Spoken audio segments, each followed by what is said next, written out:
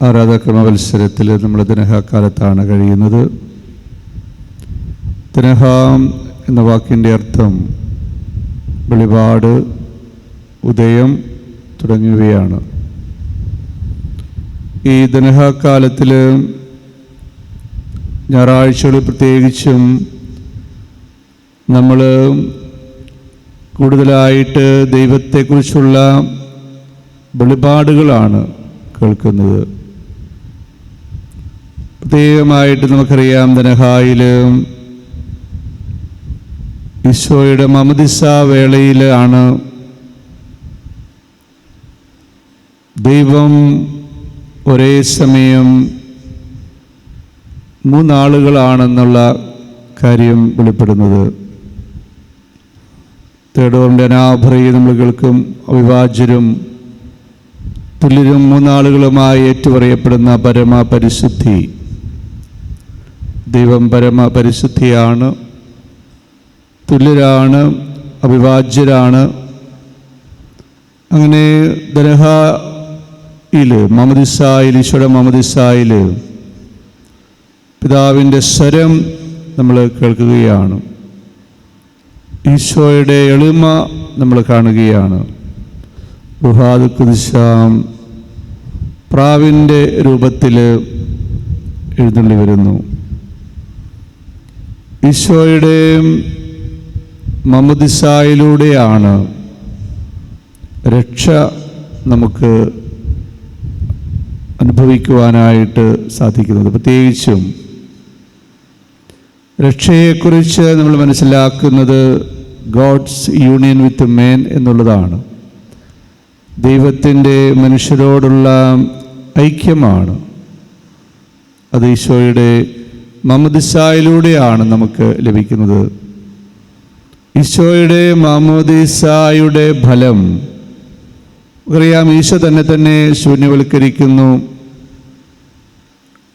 അതിലൂടെ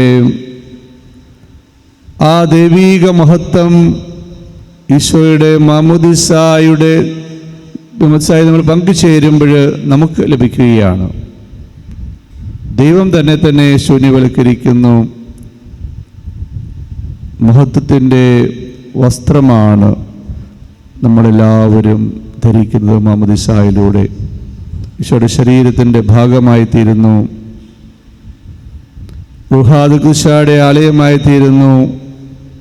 ദൈവത്തിൻ്റെ മകനും മകളുമായിട്ട് നമ്മൾ ഓരോരുത്തരും മാറുകയാണ് ചെയ്യുന്നത്. മമദിസായുടെ ഫലങ്ങൾ ജീവിക്കുവാനായിട്ട് നമുക്കെല്ലാവർക്കും സാധിക്കട്ടെ എന്ന് ഞാൻ ആത്മാർത്ഥമായിട്ട് ആഗ്രഹിക്കുകയാണ്. യഥാർത്ഥത്തിൽ ദൈവീക വെളിപാട്,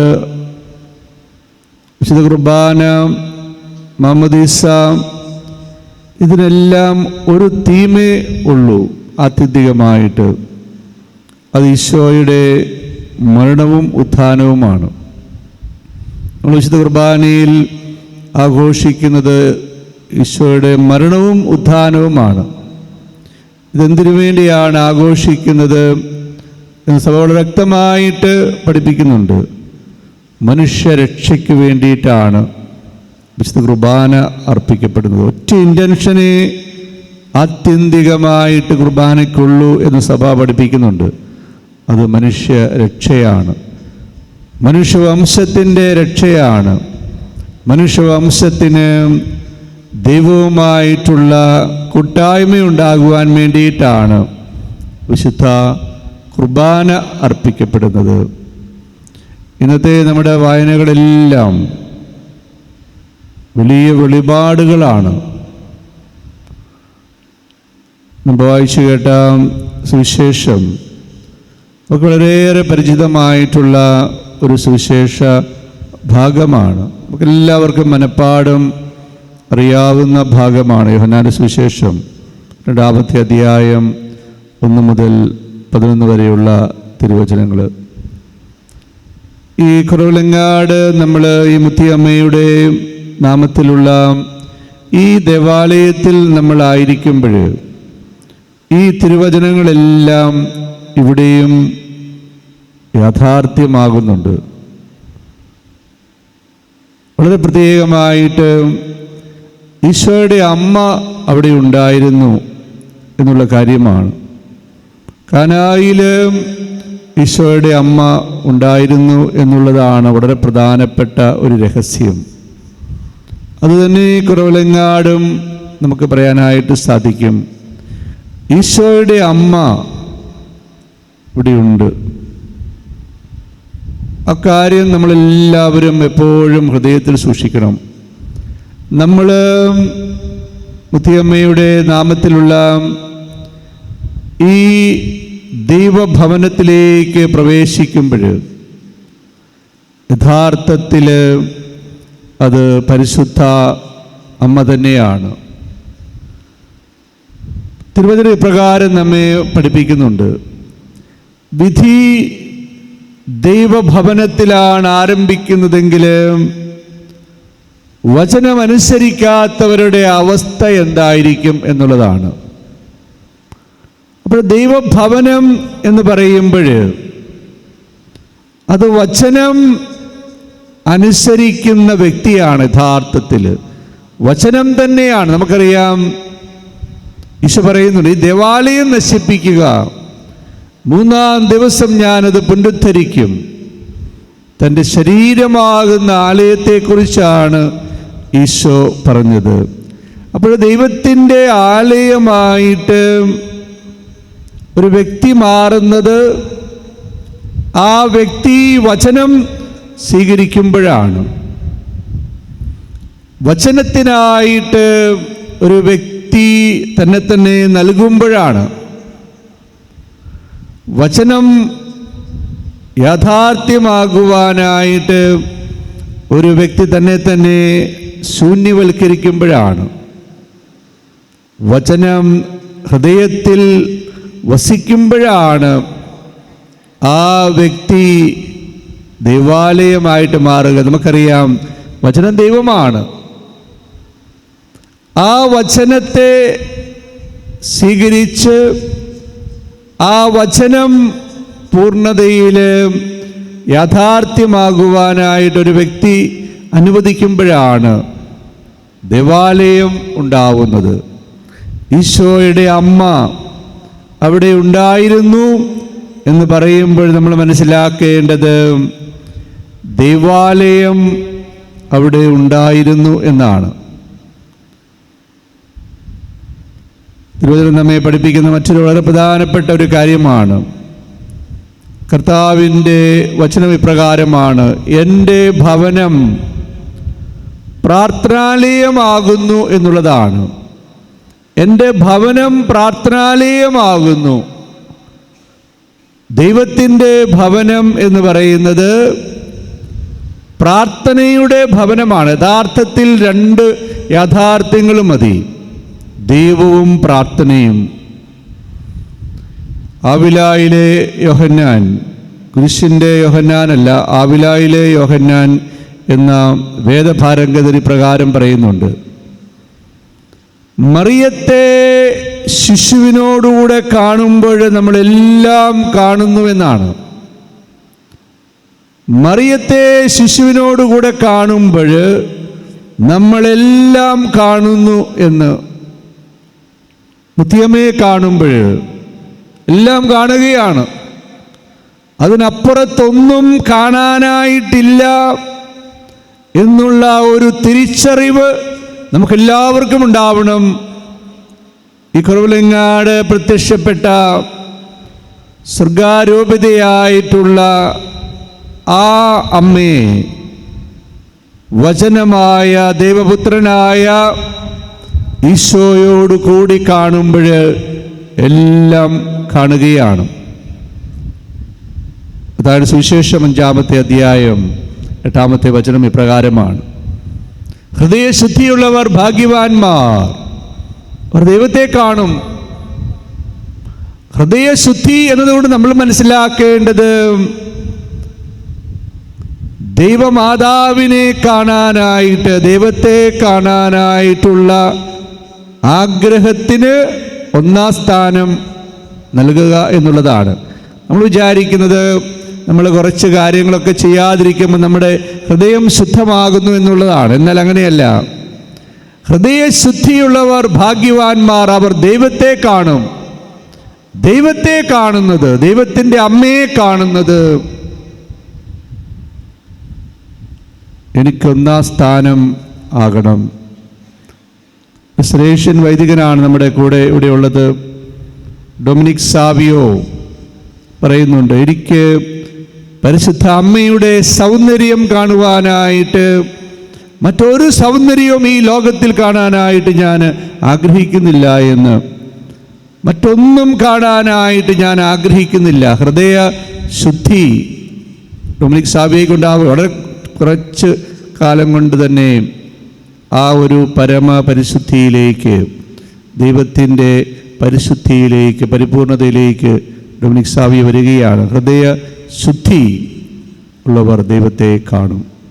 അപ്പോൾ ഈ കുറവങ്ങാട് നമ്മൾ ആയിരിക്കുമ്പോൾ, കനായിലെ കല്യാണ വിരുന്നിനെ കുറിച്ചുള്ള തിരുവചനങ്ങൾ നമ്മൾ കേൾക്കുമ്പോൾ, നമ്മൾ ധ്യാനിക്കുമ്പോൾ, പരിശുദ്ധ അമ്മയുടെ തുടർച്ചയായിട്ട് നമ്മൾ ഓരോരുത്തരും ദൈവത്തിൻ്റെ ഭവനമായി തീരണം.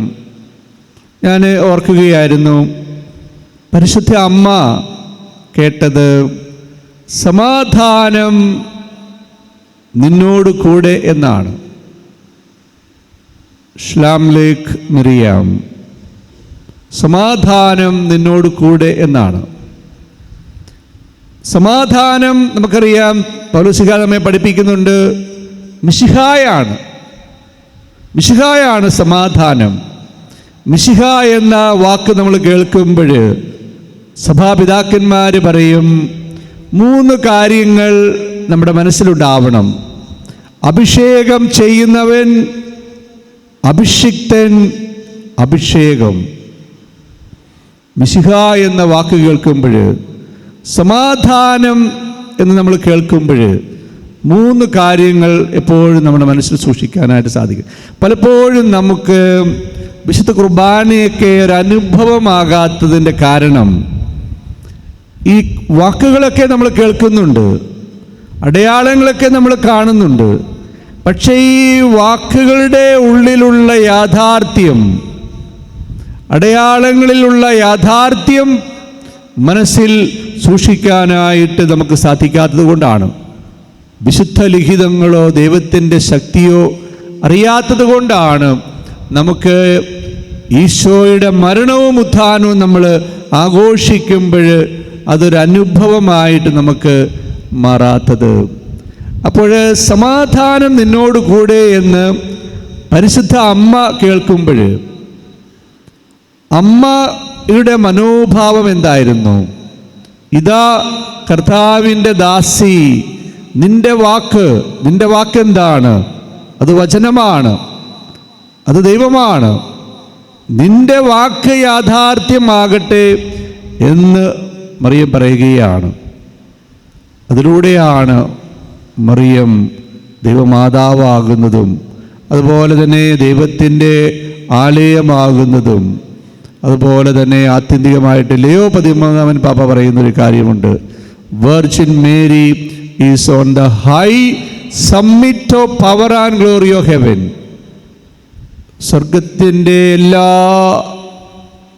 സ്വർഗത്തിലുള്ള virgin Mary is on the high summit of power and glory of heaven. സ്വർഗത്തിൻ്റെ എല്ലാ ശക്തിയും മഹത്വവും അതാണ് പരിശുദ്ധ അമ്മ എന്ന്. അപ്പോൾ പരിശുദ്ധ അമ്മയ്ക്ക് ഇങ്ങനെ ഒരു അവസ്ഥയിലേക്ക്, അതായത് യോവാക്കീമിൻ്റെയും അന്നയുടെയും മകളായിട്ടുള്ളൊരു നമ്മെപ്പോലെ തന്നെയുള്ള ഒരു സൃഷ്ടിയാണ് മറിയം. ആ ഒരു സൃഷ്ടിക്ക് ഈ ഒരു അവസ്ഥയിലേക്ക് ഉയരുവാനായിട്ട് നമ്മൾ നേരത്തെ കേട്ടല്ലോ, ഇവളെയും ഇവളിൽ ഉരുവായ ശിശുവിനെയും കാണുമ്പോൾ എല്ലാം ആകുന്നു എന്നുള്ള ആ ഒരു വലിയ കാര്യം. അപ്പോൾ പരിശുദ്ധ അമ്മയ്ക്ക്, ദൈവമാതാവിന്, തിരുസഭയുടെ അമ്മയ്ക്ക്, മിശിഹായുടെ അമ്മയ്ക്ക്, നമ്മുടെ ഓരോരുത്തരുടെയും അമ്മയായ മറിയത്തിന് ആ ഒരവസ്ഥയിലേക്ക് ഉയരാനായിട്ട് സാധിച്ചത് അമ്മയുടെ സമർപ്പണമാണ്. ഇതാ കർത്താവിൻ്റെ ദാസി, നിന്റെ വാക്ക് നിറവേറട്ടെ. നമ്മുടെ കുർബാനയിൽ പങ്കുചേരാൻ വരുന്ന ഒരു വ്യക്തിക്ക് മറിയം കേട്ട ഈ ഒരു കാര്യം വളരെ വ്യക്തമായിട്ട് 3 പ്രാവശ്യം കേൾക്കാനായിട്ട് സാധിക്കുകയാണ്. സുവിശേഷം കൊണ്ട് മുഖം മറച്ചു പിടിച്ചു വരുന്ന പുരോഹിതൻ. നമ്മൾ വായിച്ചു കേട്ടല്ലോ, ഹെബ്രായ ലേഖനത്തിൽ ഈശോ എന്നേക്കും നിലനിൽക്കുന്നത് കൊണ്ട് പൗരോഹിത്യം കൈമാറ്റം ചെയ്യപ്പെടുന്നില്ല. പഴയ നിയമത്തിൽ പല പുരോഹിതന്മാരുണ്ട്. എന്നാൽ പുതിയ നിയമത്തിലേക്ക് വരുമ്പോൾ ഒരു പുരോഹിതനേ ഉള്ളൂ. ഹെബ്രായ ലേഖനത്തിൻ്റെ 1-ാമത്തെ അധ്യായത്തിൽ ആദ്യത്തെ വചനങ്ങളിൽ തന്നെ നമ്മളിത് കാണുകയാണ്. പണ്ട് പലരിലൂടെ ദൈവം സംസാരിച്ചിട്ടുണ്ട്, പല രീതികളിൽ സംസാരിച്ചിട്ടുണ്ട്, പല കാലഘട്ടങ്ങളിൽ സംസാരിച്ചിട്ടുണ്ട്. എന്നാൽ ഈ അവസാന കാലഘട്ടത്തിൽ ഒരുവനിലൂടെ മാത്രം ദൈവം സംസാരിക്കുന്നു, തൻ്റെ പുത്രനിലൂടെ. അതുകൊണ്ടാണ് പുരോഹിതൻ തൻ്റെ മുഖം മറച്ചു പിടിക്കുന്നത് സുവിശേഷം കൊണ്ട്. സുവിശേഷം എന്താണ്? വചനമാണ്. വചനം തന്നെയാണ് സുവിശേഷം. മിശിഹായാണ് സുവിശേഷം. അപ്പോൾ ഈ മിശിഹായുമായിട്ട് വരുന്ന പുരോഹിതൻ അവിടെ യഥാർത്ഥത്തിൽ ആരാണ് സമാധാനം നിങ്ങളോട് കൂടെ എന്ന് പറയുന്നത്? ദൈവപുത്രനാണ് നമ്മോട് പറയുന്നത്. അന്ന് ഗബ്രിയേൽ മാലാഖയാണ് മറിയത്തോട് പറഞ്ഞതെങ്കിൽ നമ്മൾ കുർബാനയിൽ പങ്കുചേരാൻ വരുമ്പോൾ സമാധാനം നിങ്ങളോട് കൂടെ എന്ന് പറയുന്നത് ദൈവപുത്രനാണ്, വചനമാണ്, മിശിഹായാണ്. മറിയം പറഞ്ഞതുപോലെ നമുക്കും പറയാനായിട്ട് സാധിക്കണം. ഓരോ കുർബാനയിലും പങ്കുചേരുമ്പോൾ ഇതാ കർത്താവിൻ്റെ ദാസൻ, ഇതാ കർത്താവിൻ്റെ ദാസി, നിന്റെ വാക്ക് നിറവേറട്ടെ. പിന്നീട് മദ്ബഹായിൽ നിന്നുകൊണ്ട് പിതാവിൻ്റെ വലതുവശത്ത് ആയിരിക്കുന്ന നമുക്ക് വേണ്ടി മാധ്യസ്ഥത വഹിക്കുന്ന, നിരന്തരം മാധ്യസ്ഥത വഹിക്കുന്ന ദൈവപുത്രൻ അരുളിച്ചെയ്യും, സമാധാനം നിങ്ങളോട് കൂടെ. വീണ്ടും വിശുദ്ധ കുർബാന സ്വീകരിക്കുന്നതിന് മുമ്പായിട്ട് നമ്മൾ കേൾക്കും, സമാധാനം നിങ്ങളോട് കൂടെ. അപ്പോഴെല്ലാം പരിശുദ്ധ അമ്മയെപ്പോലെ ഓരോ പ്രാവശ്യവും ഇതാ കർത്താവിൻ്റെ ദാസൻ, ഇതാ കർത്താവിൻ്റെ ദാസി, നിന്റെ വാക്ക് നിറവേറട്ടെ. അമ്മയിൽ ഈ വാക്ക് നിറവേറുകയാണ്.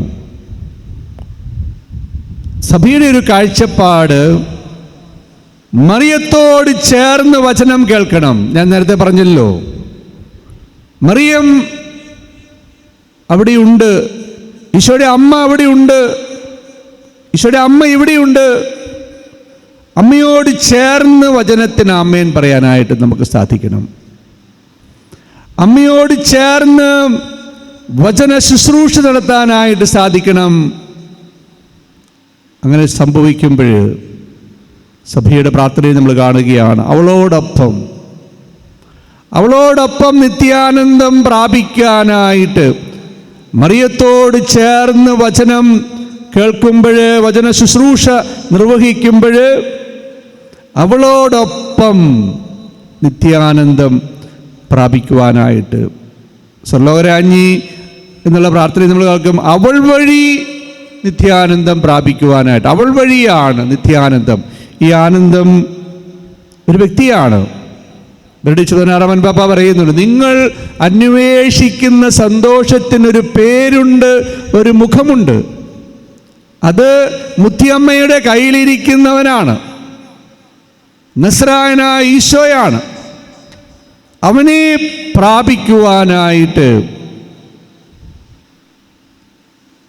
നമുക്ക് മറിയത്തിൻ്റെ മധ്യസ്ഥം ആവശ്യമാണ്. വളരെ വ്യക്തമായിട്ട് ഇന്നത്തെ സുവിശേഷം നമ്മെ ഓർമ്മിപ്പിക്കുന്ന കാര്യമാണ്. ഈശോ പറഞ്ഞല്ലോ, സമയമായില്ല. ദൈവത്തിൻ്റെ സമയം, യഥാർത്ഥത്തിൽ നമുക്കറിയാം ആ സമയം ഈശോയുടെ മരണത്തിൻ്റെ സമയമാണ്.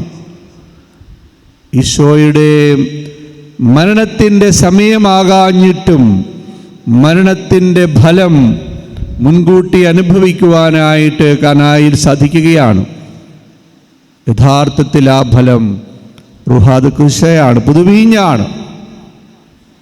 അത് മറിയത്തിൻ്റെ മധ്യസ്ഥതയിലൂടെയാണ് ലഭിക്കുന്നത്. ഒരു പെന്തക്കോസ്താ തിരുനാളിൽ ബെഡിറ്റ് വനാറോബ പറഞ്ഞു, there is no church without Holy Spirit, but there is no Pentecost without Virgin Mary. നമുക്കറിയാം, ഓരോ കുർബാനയിലും നമുക്ക് പെന്തക്കോസ്താ അനുഭവമുണ്ട്. പരിശുദ്ധാത്മാവിനെ നമ്മളെല്ലാവരും സ്വീകരിക്കുന്നുണ്ട്. ഈ പരിശുദ്ധാത്മാവിലൂടെ മാത്രമേ സഭയ്ക്ക് നിലനിൽക്കാനായിട്ട് സാധിക്കൂ. There is no church without Holy Spirit, but there is no Pentecost without Virgin Mary. അപ്പോൾ മുത്തിയമ്മയുടെ ഈ ദേവാലയത്തിൽ നമ്മളായിരിക്കുമ്പോൾ, ഇടവകയുടെ ഭാഗമായിട്ട് നമ്മളായിരിക്കുമ്പോൾ,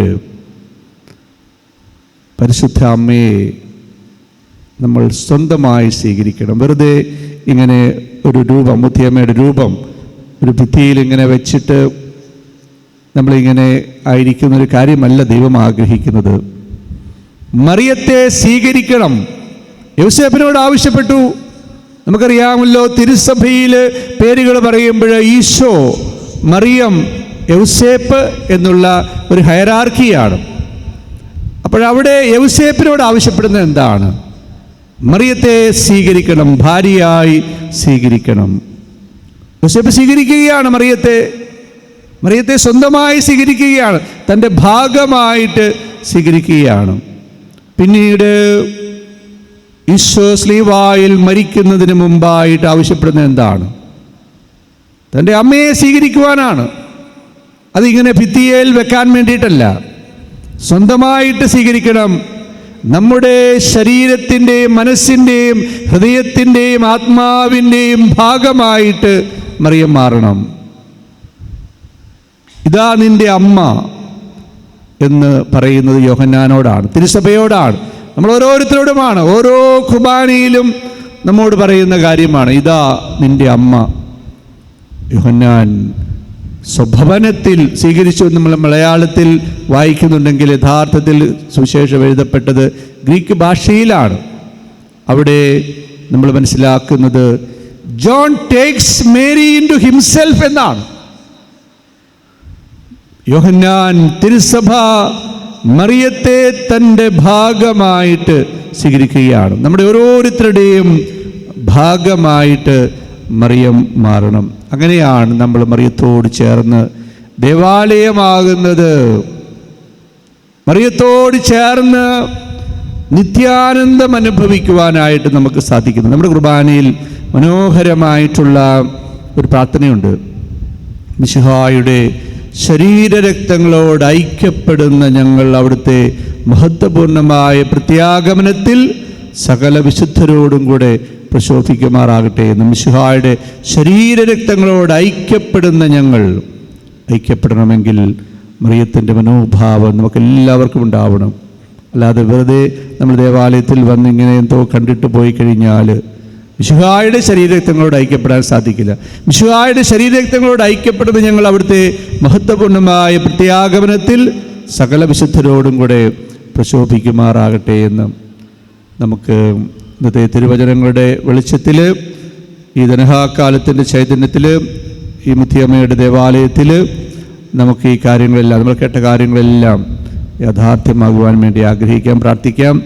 വളരെ പ്രത്യേകമായിട്ട് നമ്മൾ സെബസ്ത്യാനോസിൻ്റെ ഓർമ്മ ആഘോഷിക്കുകയാണിന്ന്. വിശുദ്ധരുടെ പ്രാർത്ഥന വഴിയായിട്ടാണ് ദൈവത്തിൻ്റെ കരുണയും കൃപയും നമ്മളിലേക്ക് ഒഴുകുന്നത്. ഇന്ന് വളരെ പ്രത്യേകമായിട്ട് നമുക്കറിയാം, ഈ കൊള്ളങ്ങാട് സെബസ്ത്യാനോസ് പുണ്യാളച്ചനോടുള്ള വലിയ ഒരു ഭക്തി ഇവിടെ മാത്രമല്ല ലോകം മുഴുവനിലുമുണ്ട്. ആ സെബസ്ത്യാനോസിൻ്റെ ഓർമ്മയൊക്കെ ആരുടെ ഓർമ്മയാണ്? ഈശോയുടെ ഓർമ്മയാണ് യഥാർത്ഥത്തിൽ സെബസ്ത്യാനോസ് നൽകുന്നത്. ആ വിശുദ്ധന് നൽകപ്പെട്ടിരിക്കുന്ന ഒരു കൃപയാണ്. ഓരോ വിശുദ്ധർക്കും ഓരോ കൃപ നൽകുന്നുണ്ട്. എന്നാൽ യേശുപിതാവിനൊക്കെ എല്ലാ കൃപകളും നൽകപ്പെടുന്നു, പരിശുദ്ധ അമ്മയ്ക്ക് എല്ലാ കൃപകളും നൽകപ്പെടുന്നു. എന്നാൽ ഓരോ വിശുദ്ധർക്കും ഓരോ കൃപ. അപ്പോൾ പകർച്ചവ്യാധികളിൽ നിന്നൊക്കെ മോചിപ്പിക്കപ്പെടുക എന്നുള്ളത് ആ ഒരു വലിയ കൃപ ദൈവം നൽകുന്നത് സെബസ്ത്യാനോസിൻ്റെ മധ്യസ്ഥതയിലൂടെയാണ്. സെബസ്ത്യാനോസിനെ എന്തിനാണ് മാനിക്കുന്നത്? സെബസ്ത്യാനോസിനെ മാനിക്കേണ്ടതിൻ്റെ ആവശ്യകത ദൈവം ഒരു പ്രത്യേക കൃപ ആ വിശുദ്ധനിലൂടെ നൽകുകയാണ്. രോഗങ്ങളിൽ നിന്ന്, പകർച്ചവ്യാധികളിൽ നിന്നൊക്കെ, അതുപോലെ തന്നെ ക്ഷുദ്ര ജീവികളിൽ നിന്നൊക്കെയുള്ള ഒരു മോചനം നമുക്കെല്ലാവർക്കും ലഭിക്കും. പ്രത്യേകിച്ച് കൊല്ലങ്ങാടുള്ള എല്ലാവർക്കും ലഭിക്കട്ടെ എന്ന് ഞാൻ ആത്മാർത്ഥമായിട്ട് ആഗ്രഹിക്കുന്നു, പ്രാർത്ഥിക്കുന്നു. നമ്മുടെ പ്രിയബഹുമാനപ്പെട്ട ആർച്ച് പ്രീസ്റ്റ് അഗസ്റ്റിൻ കുട്ടിയാനീച്ചൻ്റെ ശുശ്രൂഷ ഈ ഇടവകയിൽ കർത്താവിൻ്റെ തന്നെ ശുശ്രൂഷയാണ്. അച്ഛൻ്റെ ഓരോ വാക്കും പ്രവൃത്തിയും ഈശോയുടെ വാക്കും പ്രവൃത്തിയുമായിരുന്നു. നമുക്ക് അച്ഛനെ ഓർത്ത് നന്ദി പറയാം. അച്ഛൻ്റെ ജീവിതം കർത്താവിൻ്റെ കരങ്ങളിൽ സമർപ്പിക്കാൻ നമുക്ക് പരിശുദ്ധ അമ്മയുടെ വലിയ കൂട്ടായ്മ, അമ്മയുടെ വലിയ ഭക്തനായിട്ടുള്ള മുത്തിയമ്മയുടെ വലിയ അറിയാം, മുത്തിയമ്മയെ അനേക ഇടവകളിലേക്ക് എത്തിക്കുന്ന വലിയൊരു ശുശ്രൂഷ അച്ഛൻ നിർവഹിച്ചു. അതുപോലെ തന്നെ വളരെയേറെ കാര്യങ്ങൾ കഴിഞ്ഞ 5 വർഷങ്ങളിൽ അഗസ്ത്യത്തിലൂടെ നിർവഹിക്കപ്പെട്ടു. തുടർന്നുള്ള അച്ഛൻ്റെ ജീവിതം പരിശുദ്ധ അമ്മ ഈശോയെ കരങ്ങളിലെടുത്തതുപോലെ തന്നെ ആയിരിക്കുവാനായിട്ട് നമുക്കറിയാം. അമ്മയുടെ മടിയിലായിരിക്കുവാനായിട്ട്, അമ്മയുടെ കരങ്ങളിലായിരിക്കുവാനായിട്ട്, അമ്മയുടെ കൂട്ടായ്മയിലായിരിക്കാനായിട്ട് അച്ഛനും ബഹുമാനപ്പെട്ട മറ്റ് വൈദികർക്കും സിസ്റ്റേഴ്സിനും നമുക്കെല്ലാവർക്കും സാധിക്കട്ടെ എന്ന് ഞാൻ ആത്മാർത്ഥമായിട്ട് ആഗ്രഹിച്ചുകൊണ്ട് പ്രാർത്ഥിച്ചുകൊണ്ട് ആ ഏക ഇൻറ്റൻഷൻ, കുർബാനയുടെ ഏക ഇൻറ്റൻഷനായിട്ടുള്ള മനുഷ്യവംശത്തിൻ്റെ ദൈവമായിട്ടുള്ള ആ ഐക്യം അതിനായിട്ട് ആഗ്രഹിച്ചുകൊണ്ട് മറ്റെല്ലാ കാര്യങ്ങളും കൂട്ടിച്ചേർക്കപ്പെടുമെന്നുള്ള വലിയ വിശ്വാസത്തിൽ നമുക്ക് ഈ കുർബാനയിൽ സജീവമായിട്ട് പങ്കുചേരാം.